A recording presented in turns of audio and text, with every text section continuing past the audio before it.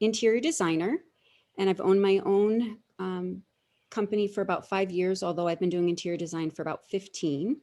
So I'm starting out here with my family, and the next time you see any one of them, you may want to tell them I had to use our Christmas morning pictures because nobody wants to like actually get together and have a photo shoot with me anymore. So here we are in our matching jammies. But my husband, I'm married. I've been married for over 30 years. My husband's Peter. He works for Intel, travels all the time until the last year, and he's kind of gearing up to head back out again. I have a daughter, Alexandra, who's just finishing second year of law school at Boston College Law School. So we're super excited about that. I just spent last weekend with her, kind of gearing her up for her finals, cooking a lot.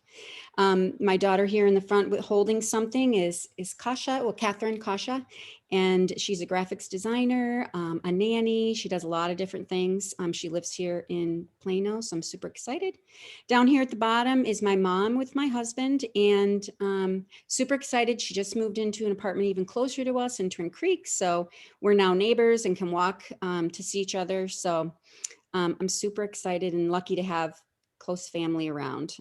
Because the rest of our family are all out and about in different states and far away. So I'm lucky to have this core near me. Okay. All right. There we go. Hang on one second, please. There we go. So in the last year with COVID, Inspired Interiors has grown tremendously. We had a huge year. It really started out with clients coming back who said, okay, we're not going on vacation. So we want to, we have our second project or third project with you that we want to start. So, and then since then, we've grown. And so Inspired Interiors has grown. I have an operations manager, Jennifer, and she does all my back office ordering, logistics, finding where things are, making sure things get where they need to go. In the center here is my daughter, Kasha, again. She does all our graphics design, and she does a ton of projects for me. And then I also have a junior designer, Jamie, and she is amazing. Her first career was in IT. Then was raising her family. She's now gone back to school for interior design. So she's like the perfect match for me.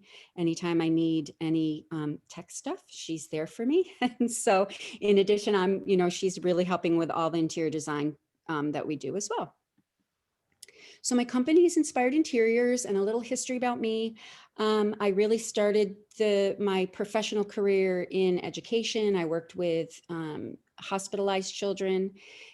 Did a lot of tutoring and things like that, and then decided to go back to school for business and ended up with working for both American Express and Citibank in New York as a financial planner and a stockbroker.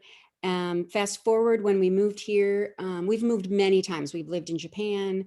We moved here when my husband worked for Texas Instruments, and that's when I started taking my first interior design classes. So I really like to marry the financial side with the creative side, because I firmly believe you can't make decisions without knowing how much things are going to cost and whether there's a return for you when you do these things. And so, that's a kind of what I bring to the table that's a little bit different than what a lot of interior designers do. So I marry those two.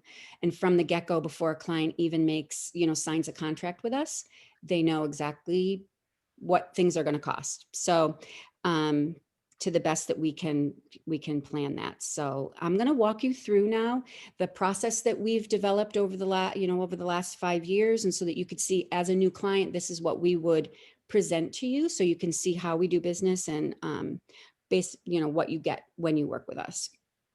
So once a client becomes a client, we start the conceptual phase, and we spend about 2 months documenting the client's space, looking at what it is that they want to achieve in terms of the pictures and the design direction that we'll take. I love Pinterest. We work really, many of my clients and I will have a private Pinterest page where we pull pictures together. Nothing ensures more, clearly that we are on the same understanding of what a client wants than pictures, for sure. So I love that. Clients say to me all the time, but I can't see what we're trying to, what it's going to look like. And I work really hard. We work really hard as a team to make sure that clients do see how it will pull together. And there's a variety of ways that we do that, but Pinterest and images really help us a lot. So, and then what we do also in the beginning is what do we think these things will cost? So we do an estimate of the renovation fees or the purchasing of furniture fees or whatever it is they're looking to do, and then they can really make a solid decision, because I believe it's about planning, big picture, knowing what things cost, and then, ruling in the best decisions that that make sense now. The last thing you want a client to do is say, oh, I would have done this had I only known it was going to cost me X much more.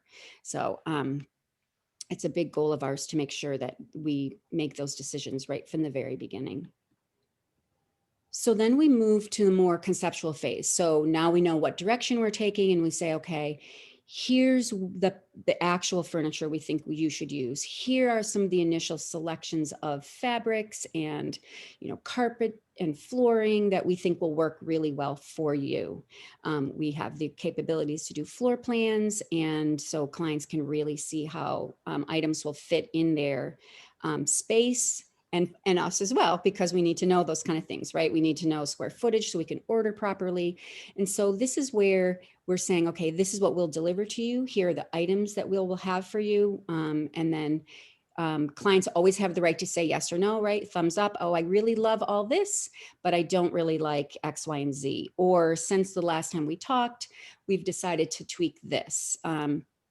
And then once we move into the next phase where we're actually saying, okay, this is what these are going to cost, let's go ahead and start purchasing, that's when the final decisions are already being made. I think the other thing that's really important to say right here is that in order to really do our job well, we need to make sure that everything that a client needs to have for their project is ordered and ready to go, especially when we're looking at any kind of installation of fabrics or, furniture, or a redesign of a bathroom, kitchen or bath, which we've done quite a few of in the last year as well. So again, here's the conceptual design phase. This is what things are going to look like. You have a right of making a revision, and then we move forward to the next step. So detailed design again.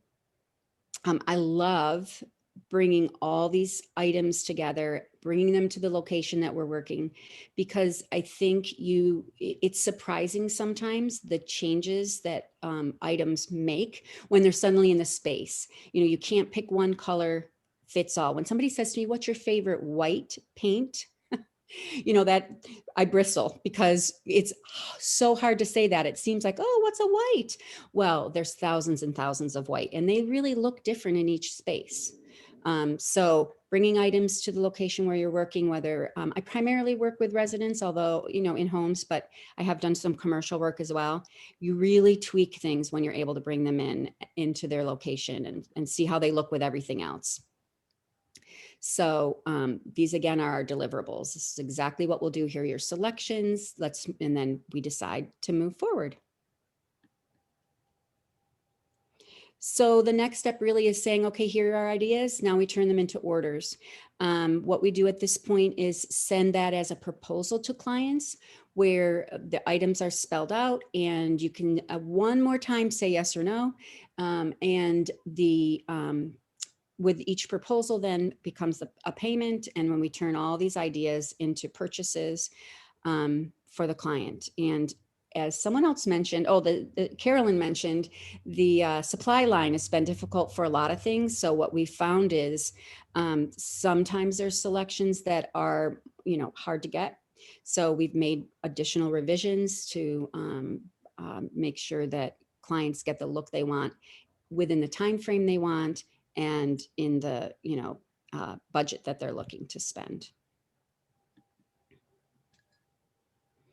So this is a big part of it, tracking orders, making sure things are delivered. Particularly, you can see we have a build and renovation project here.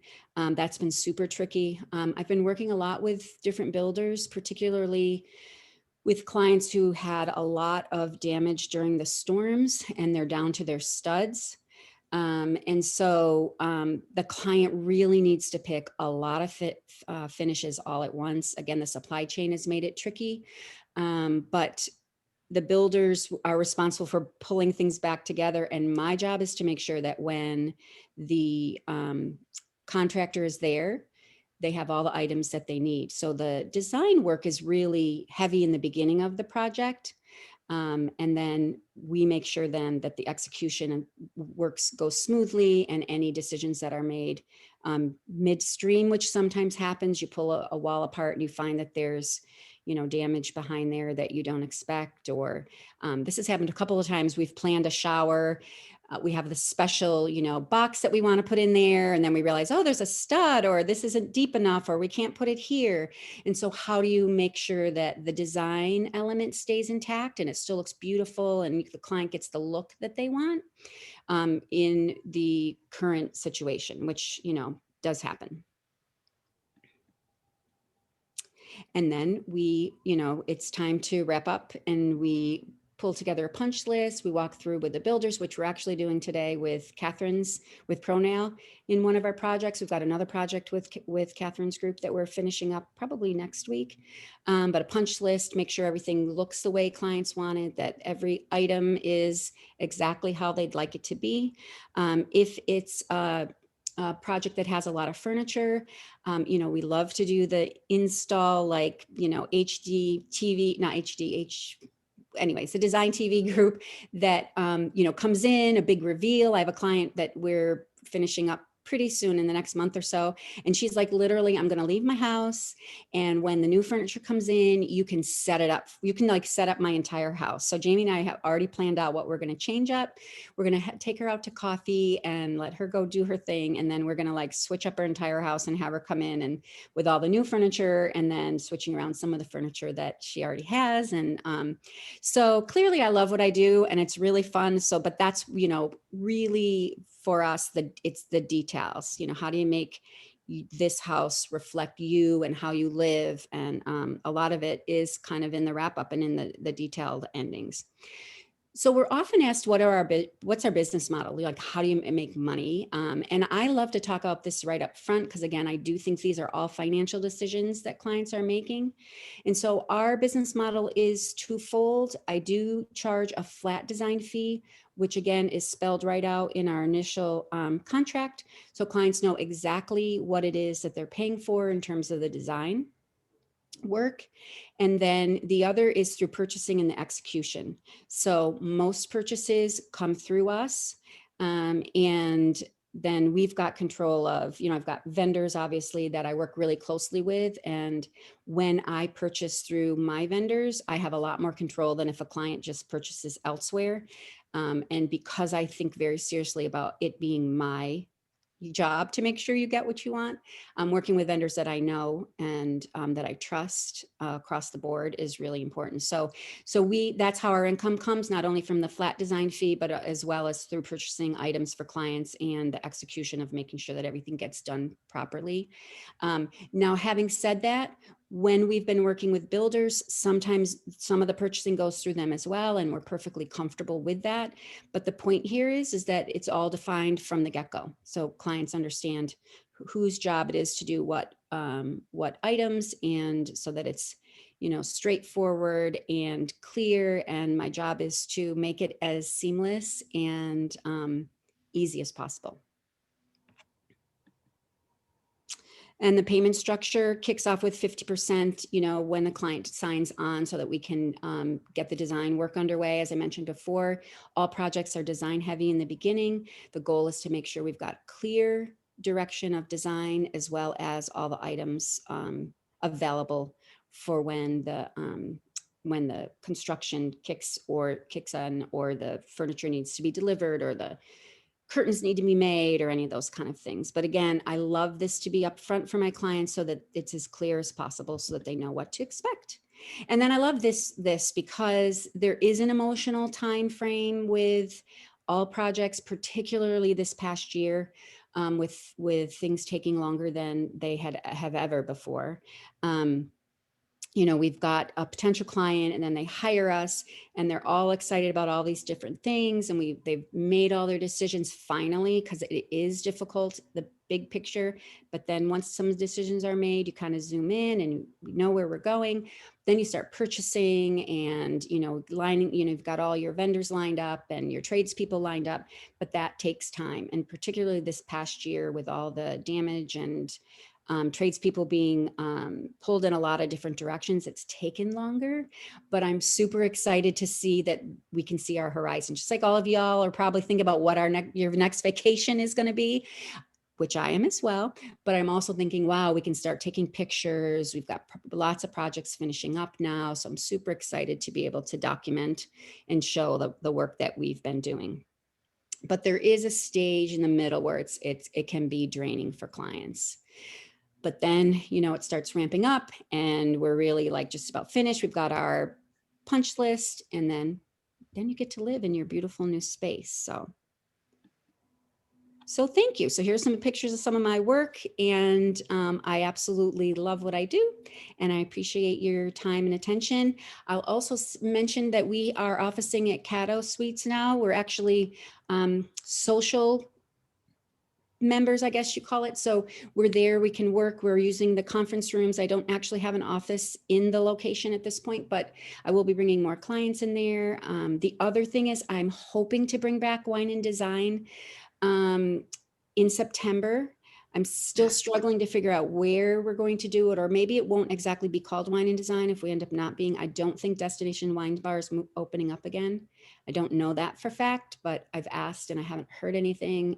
So that's unfortunate, but I am looking to set up another like social event for once a month to just gather and enjoy each other's company and chat. And I can't wait to see y'all face to face again, because I really miss that. So somehow Wine and Design didn't feel the same when I was trying to Zoom it. So thank you, everyone. And I can field questions or I have a question. Yes. So let's say, you order some furniture. What do you do with the existing furniture? I mean, do you take care of that? I mean, I get you can sell it or whatever online, but my question is, what happens to the old furniture? Well, that's really a very kind of individual situation based on the client. We've donated it. I had a client recently that had the same dining room furniture for 15 years. They never loved it. But it was really cool teak that is all kind of back in style again. And so they did end up, I suggested to them, listen, I would post it on every, group page you can, because there's going to be, especially I thought, a young couple that's going to love this, kind of modern teak. And they rehomed it. Now they got it, they sold it for pennies on what they bought it for, pennies on the dollar, I think, but at least it kind of made it to a good home. Some people donate it. It really just depends. I mean, I also, and I know Jody, you know this too, I work really hard to relocate people's furniture within their own home. So if we can find a new place that it, still works in your house, then, that's always my go-to, but I it might just have to depends on go what the clients need. So. I'm Well, sorry, what? I'm going to probably have to extend the house somehow then, because I gotta get rid of the living room furniture so I get something new. But okay, anybody else have a question? Meg, I'm wondering, what kinds of colors have you seen to be most popular, paint colors? I would say really blues and blue greens are still all the rage. Anything from like a deep navy blue to a teal to kind of a light sagey green and everything in between, Okay. which I love because there's so much you can do with it. It really, those colors really stand the test of time, I think. Navy blue, of course, is a super classic color. Teal has been it's a little bit more trendy, but but that's okay, because you could do something kind of teal and accent it with a blue. And, I feel like, the goal is to always try and update through simple changes sometimes. So, so that the most trendy kind of thing in the room is the thing that's the easiest to change out. Right. And the most classic things in the room are typically the things Stay. that stay the longest. Yeah. Right. So, if you got something navy, it'll stay forever. But if you have something teal, maybe you'll change that out or switch, Yeah. make it pillows, for example. So, but Thanks. those Great by job. far, yeah, thank Yeah. you. By Yeah. far, those are Thank here you. to- Thank you, Meg. It's job. 8:50, so we have just a few minutes to go around